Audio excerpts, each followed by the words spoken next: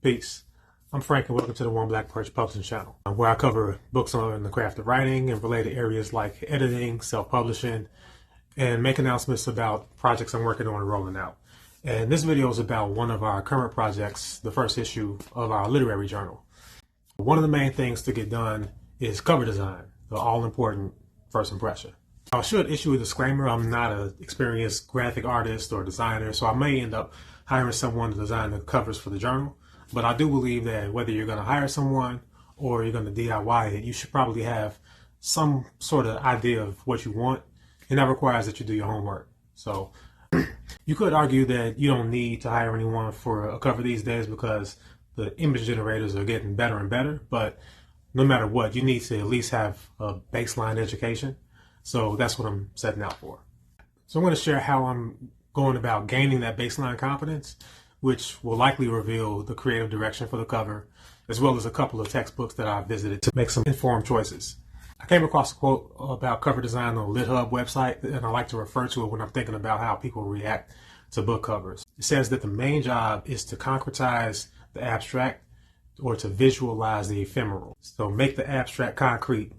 So if we're working on a sci-fi novel or a fantasy novel, we might look around to see what's happening in the genre within the niche to see if there are any trends in style or shifts in public opinion about certain symbols or typography. You know, some people just go to Amazon and peruse the bestsellers list within that genre, or others might go to the big 5 publishers' websites to get a feel for where they want to go creatively.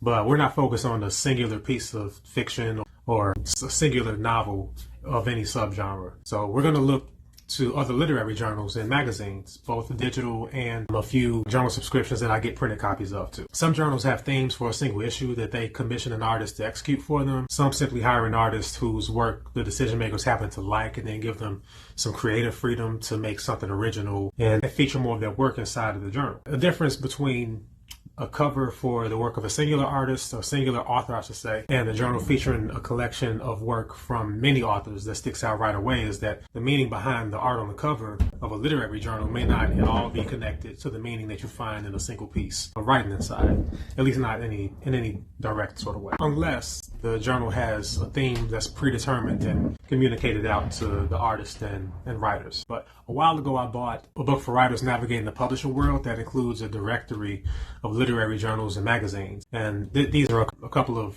with covers that jump out at me. So this is Zoetrope. Artist here featured is Lynn Leeson. She has some notes on her style. So she says multiplied, reframed, inverted. Also, incorporation of part of my image archive has resulted in an array of cyborgian themed metaphors that capture individual identity through surveillance technology. The watchers watching themselves being watched. Very Twilight Zone. Layered images. Go to her writing again. She has to say about her work.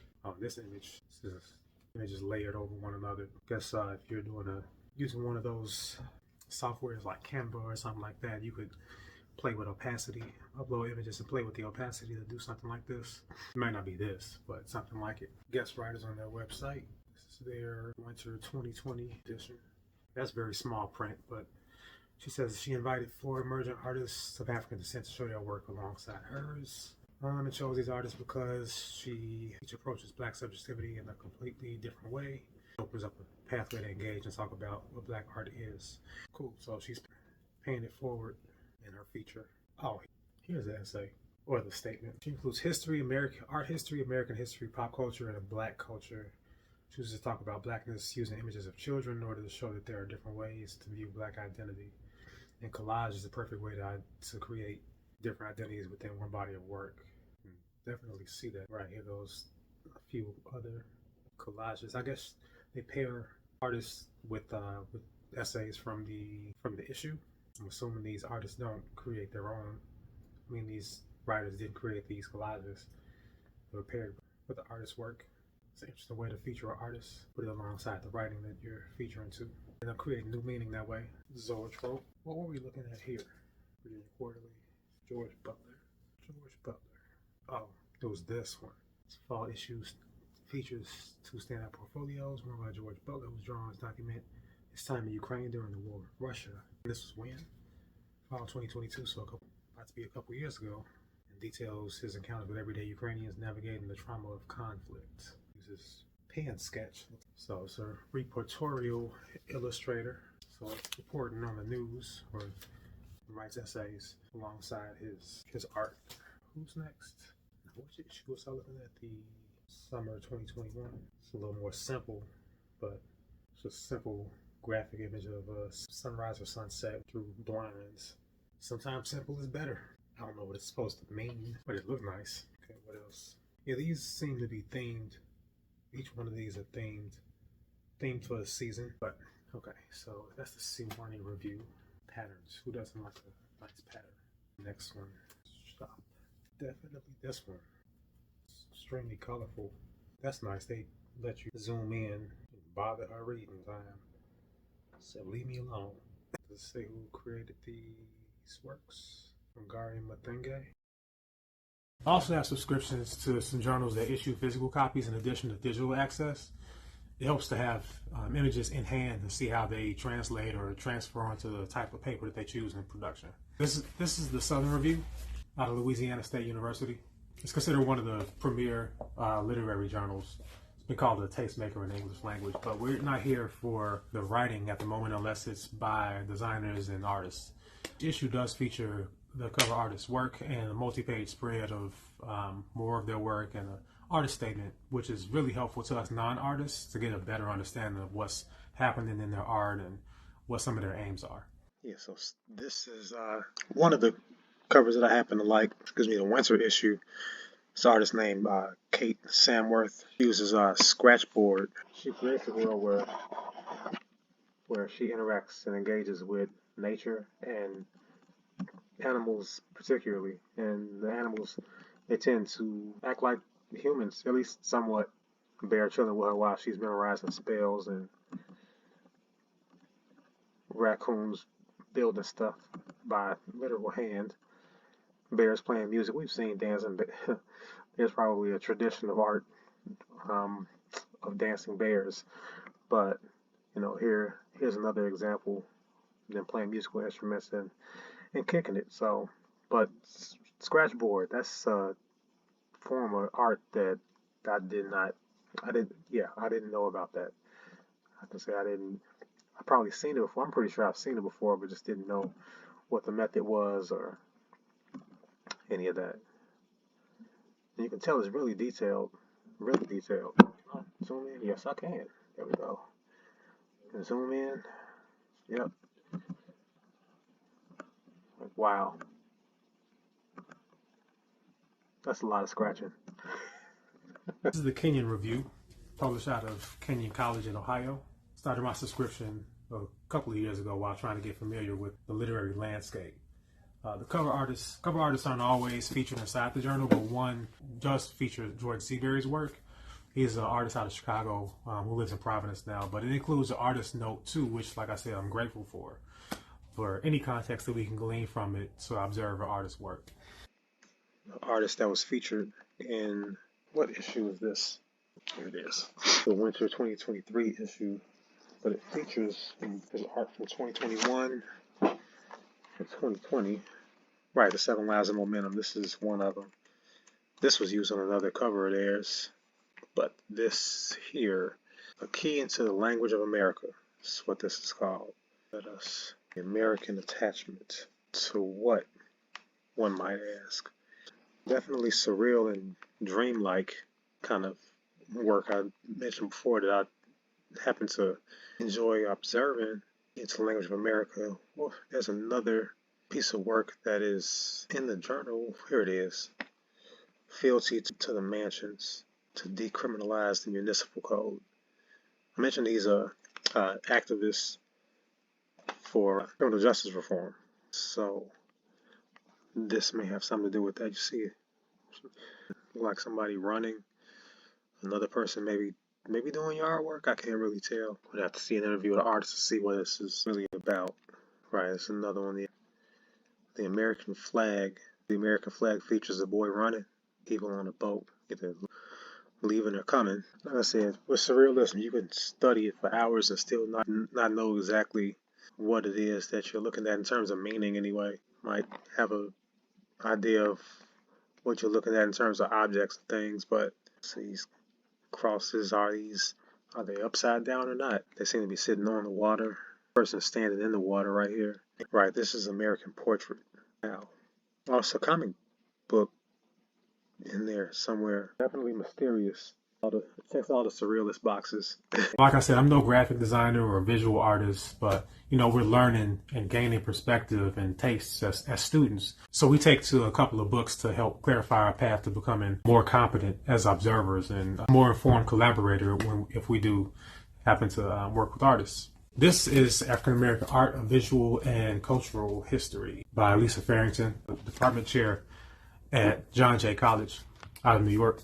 The book is organized by historical period from the 1700s to today, and art styles range from neo-expressionism, Afrofuturism, sculpture, realism, but also forms that are often left out of texts that cover Black art, like architecture, photography, clothing design, pattern making. But when we're observing art, we might become aware of what gets our attention most of the time or what we're drawn to, but we may not know why or what style we're looking at. And if we're laypersons trying to create images that evoke a response from other people, from other observers, then, something comprehensive like this is really useful. So we can, use it as resource, reference material as we start piecing things together. I tend to be drawn to surrealist, dreamlike work or neo-expressionist work for how they challenge your imagination, but also photography that captures lived experiences that helps us sort of erase the dividing lines between people, make it easier for us to connect with each other. Exploring styles and what resonates during different time periods too, it might help us spark some ideas on how art is used to respond to cultural moments. Styles fade and reemerge every now and then for various reasons, but I'm going to share artwork from artists in the book that I may use as creative direction. There's a quote, and I can't remember who it's attributed to, but it's something along the lines of good artists borrow, but great artists steal. Steal is a strong word, so I assume what they mean is you can integrate your influences into your work, but just remember to credit and honor where it came from. So this is Grieving Hearted by Piper Rose, one of the pieces I came across, not found, it wasn't lost, that I came across in the African American art book. It's a surrealist piece. It's dull in color. See a figure exhausted from work, presumably, and discolored limbs. I don't know if that's from work or just an artistic choice. But it reminds me of the Blue Monday piece by Andy Lee. Blue Monday. Let's see.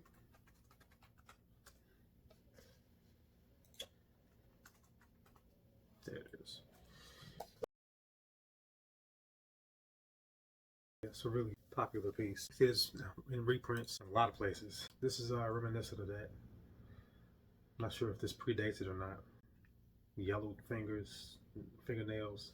Bright image really is the woman in a dress in the background from 1948. Some possibly black laborer during Great Migration. Faces with the Rising Sun by Minnie Evans. Another surrealist piece, but that's not the one that's in the book. The one in the book is this one, right? You see a bio there. If the surrealism is supposed to be dream, I don't know if I'm having these kind of dreams. These are lucid, suggest, what is that? It's called the DMT trip. I'm not saying what she did here to create this, but this is definitely what it reminds me of. People say that they've been on a sort of trip of some kind. It's just things melding together. Definitely more colorful than the Grieving Hearted piece. Gives you a lot more to look at. It's almost overwhelming in the amount of detail. I can only imagine how much time she took with this. I don't know if I'm going that far with the surrealism.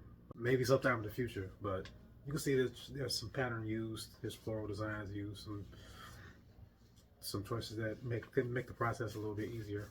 But I do have a few journals that feature surrealist scenes that are full like this, and I do enjoy looking at these, but it's not the direction I'm probably headed in. Apprehensive to make something that's It includes so much to look at. This is a piece of photography.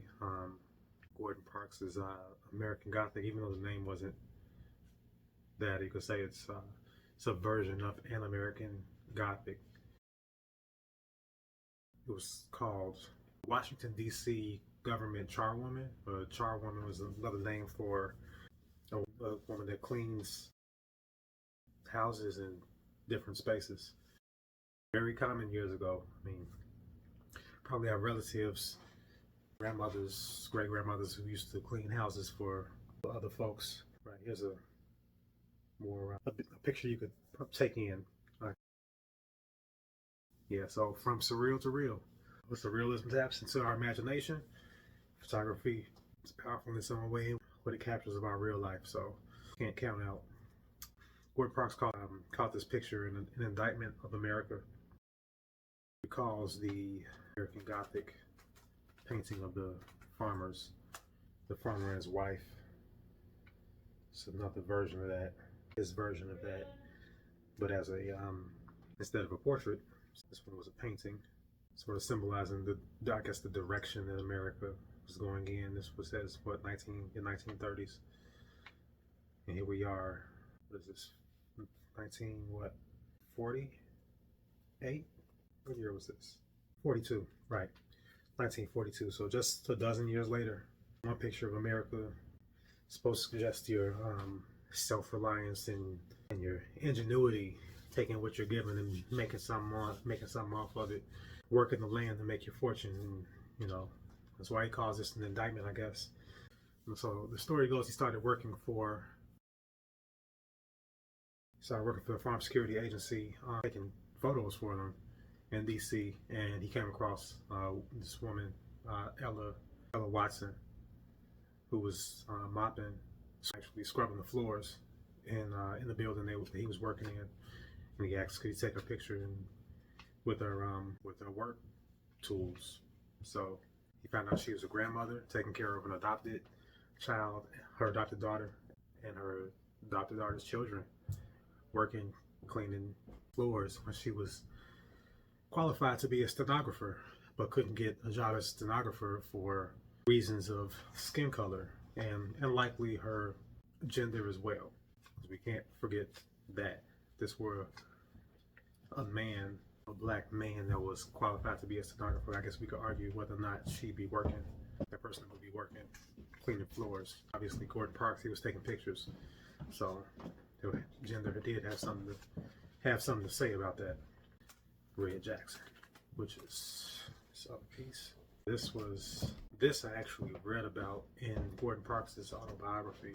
Picture of a gang leader in Harlem.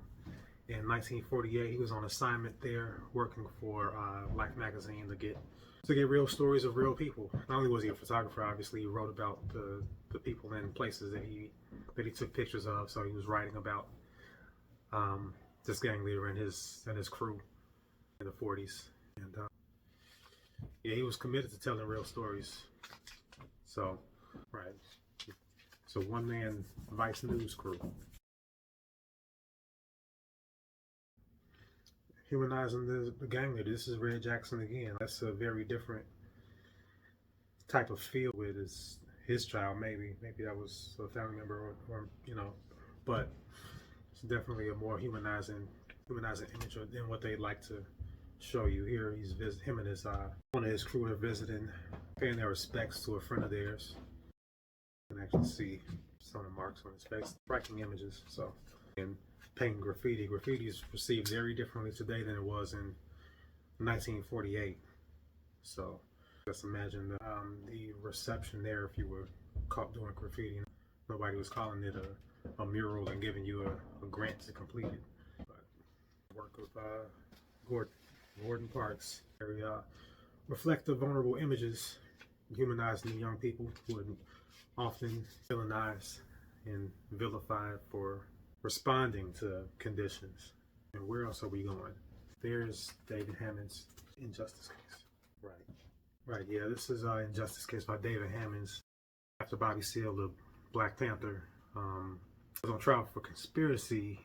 He had gotten into a verbal confrontation sealed did with the judge in this case, and was ordered to be tied up and gagged in front of the jury, and was. And David Hammons used that incident as as a reference to create this. So I don't believe this is actually body seal. I want to say he used itself as the figure for this. It's called body printing. So, taking, a wet body and putting it against paper, and then using some sort of colored dust to create this gray figure of the seat and the person in the border of a flag, which you could say is containing him or restraining him. Probably a better word. Compromise position. Real simple. I like surrealist art, but simple imagery can really make a statement. Children use body printing when they take their hand and put wet paint and put it on paper to dry. So it's sort of like that same thing. Then there's Cliff Joseph. There you are. Racial hatred keeps us all imprisoned. So this is the work of Cliff Joseph, 1966. So see that their feet are shackled together, further making the point that in the title of the piece, keeps all in prison. You see the figure of a black and a white person. Their teeth, sort of, I guess you could say, beastly is a word that we might want to use here, or animalistic, sort of monstrous, saying, kind of furthering the point of what hatred does to human beings. So I want to say this is figurative expressionism, because it's not actual figure of a person, but sort of altered figure of human being or human beings. And yeah, so it's monsters of us all. This is Protest, the Aesthetics of Resistance, by Zurich University of the Arts and Lars Mueller Publishers. The back matter explains why this book exists and is necessary for today, or 2018 when it was released. But instead of summarizing, I'll just read it because it states the obvious, but it also points out historical context of protests that's really easily forgotten when we witness current protests and uprisings. It says 50 years after 1968, ideological front lines that were once clearly defined have irretrievably collapsed into a state of utter confusion. Protest seems to be largely appropriated by the economy. Becoming a matter of fashion, it is abused by the masses and those in power alike. At the time, there is a rich repertoire of creative practices in which resistance is continually being reinvented in the face of advanced globalization and digitalization. Here, protest manifests itself as a cultural achievement that is vibrant and necessary as ever before.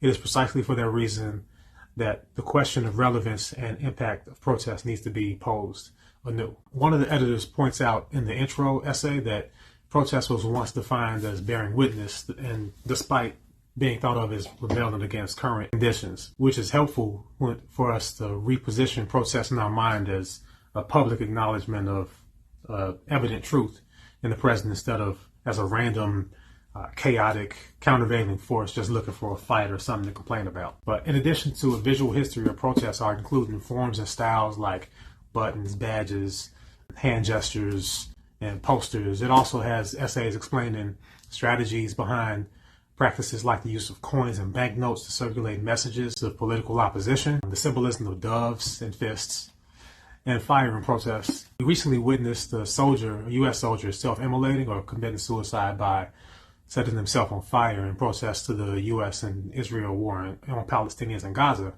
And the text gives more examples of this, like a monk self-immolating in protest of the treatment of Buddhists in Vietnam in the 60s. But for our purposes, we'll look into how images are designed to relay powerful messages. This is Sudan by Luba Lakova. But you see how simple the symbology is. The nutrition facts symbolizing the starvation in the Sudan. And this was in 2003, I want to say 1999. This was created in 1999. So we're 25 years later and Sudan is still not in the greatest position or condition. Another piece by Luba Lakova concerning the environment. kind of highlighting that we do damage to ourselves by harming the environment. As somebody that publishes books, seeks to put more pages in people's hands, feel a little conflicted. I love books. They come from trees, but you know, as long as we keep planting trees, maybe we'll do a better job saving the environment. It's another really simple image, but strong message. Don't really take a lot. Another protest piece by Tommy Ungerer. Well, living in this country, we often have our philanthropic efforts that we make after a war, but usually we're complicit or responsible in some sort of way for the bombs that are dropped. And this is actually an old image, but still rings true today. This piece here by Timo Berry, a poster design for Amnesty International. We know what's going on with my internet speed today. But this is a photograph. I don't know who the subject is, who the person is, but it suggests someone being silenced. We don't know how the injury happened or what the motivation for it was, but you know, as a protest piece, you can kind of suggest that someone was trying to silence them for something that they were saying, or just simply being tortured, which violates human rights for us to believe in human rights. Style aside, they're all provocative in some way. They all suggest a story of an action taken or showing action being taken. None are particularly intricate in detail, but they get their message across really clearly. And us writers, we aim for the same type of clarity in our story, so there's really no difference. I guess the question now becomes, what do we want to illustrate that we've been present to, and what type of iconography captures it as quickly and clearly as possible? Art can comment on local culture, world events, the modern political zeitgeist, or just serve as a personal mode of catharsis. In our time right now, our era is giving us more than enough to comment on. So this is a time when art, or the arts more broadly, has a chance to speak for the present and be a fulcrum for imagining a better future. So for our first cover, I'd like to present something clear-eyed and true, but forward-looking and encouraging. That sounds like a high ask for somebody with no experience, right? But on to execution we go. Scouring for programs and softwares that can help beginners learn big things, learn and do big things.